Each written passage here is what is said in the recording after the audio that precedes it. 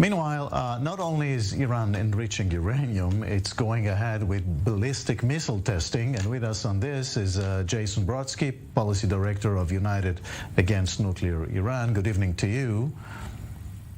Good evening. What do you make of these tests now that the Iranians actually are saying, yeah, we are doing this?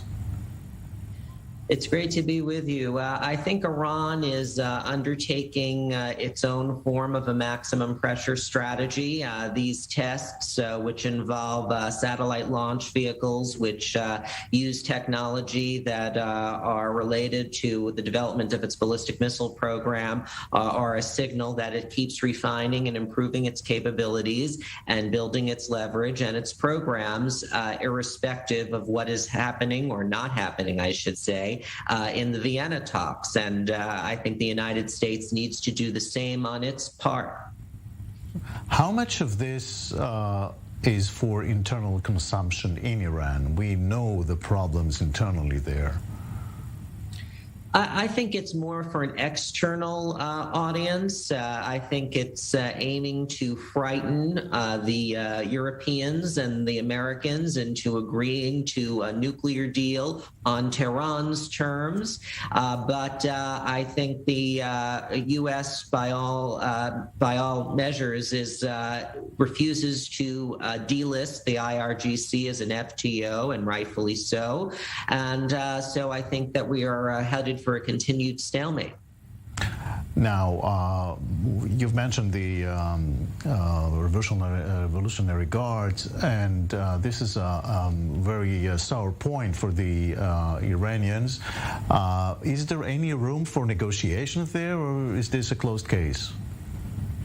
I think that this is a red line for the Iranian system. This particular president, Ibrahim Raisi, has aspirations likely to become Iran's next supreme leader. And in that process, he is going to need Ayatollah Khamenei's support. So I do not see the level of pushback in the system to inking a deal without addressing the IRGC FTO designation, hence the current stalemate. So the question is, are we going to see here another North Korea eventually? Like someone said this here yesterday, actually, in the show, another North Korea.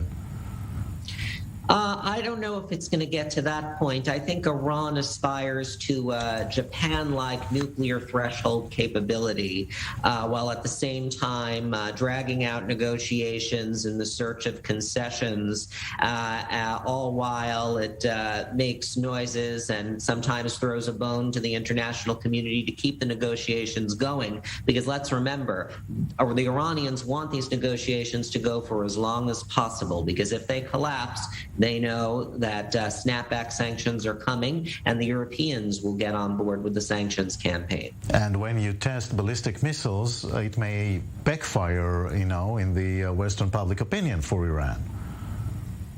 Absolutely. I think Iran does risk overplaying its hand with the testing of ballistic missiles, but the non-response from the international community whenever these ballistic missile tests have occurred in the way of sanctions really encourages the Iranian leadership to continue to test international red lines. Right. And so for how long can this be dragged over? I mean, the nuclear talks, how long can, everybody pretend something is going on?